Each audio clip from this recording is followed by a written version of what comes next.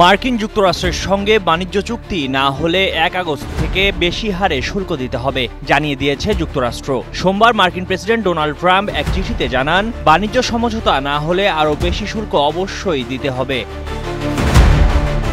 দ্বিতীয়বার ক্ষমতা গ্রহণের পর গত ২ এপ্রিল রেসিপ্রোকাল শুল্ক ঘোষণা করেন মার্কিন প্রেসিডেন্ট। মার্কিন ট্রেজারি সেক্রেটারি স্কট বেসেন্ট বলেছেন, নতুন শুল্ক নিয়ে বেশ কয়েকটি দেশকে চিঠি দেবেন ট্রাম্প। সেখানেই জানানো হবে যে হয় সমঝোতা মানতে হবে, নয়তো ১ আগস্ট থেকে বেশি হারে শুল্ক গুনতে হবে। ট্রাম্পের নতুন শুল্ক নীতিতে অনেক দেশকে ১০ থেকে ৫০% পর্যন্ত রপ্তানি শুল্ক দিতে হতে পারে।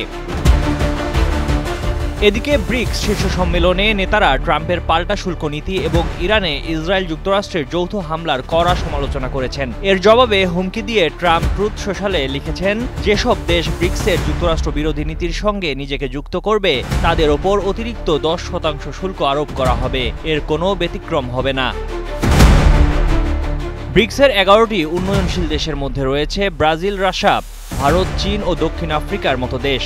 এই সংস্থা বিশ্বের প্রায় অর্ধেক মানুষের প্রতিনিধিত্ব করে এবং বৈশ্বিক উৎপাদনের ৪০% বেশি অবদান রাখে। এই জোট অনেক বিষয়ে বিভক্ত হলেও যুক্তরাষ্ট্রের একতরফা শুল্ক নীতি ও আচরণের বিষয়ে তারা একমত। অবশ্য সম্মেলনে প্রেসিডেন্ট ট্রাম্পের নাম সরাসরি উল্লেখ করা হয়নি। ময়ূখ ইসলাম, কালের কণ্ঠ।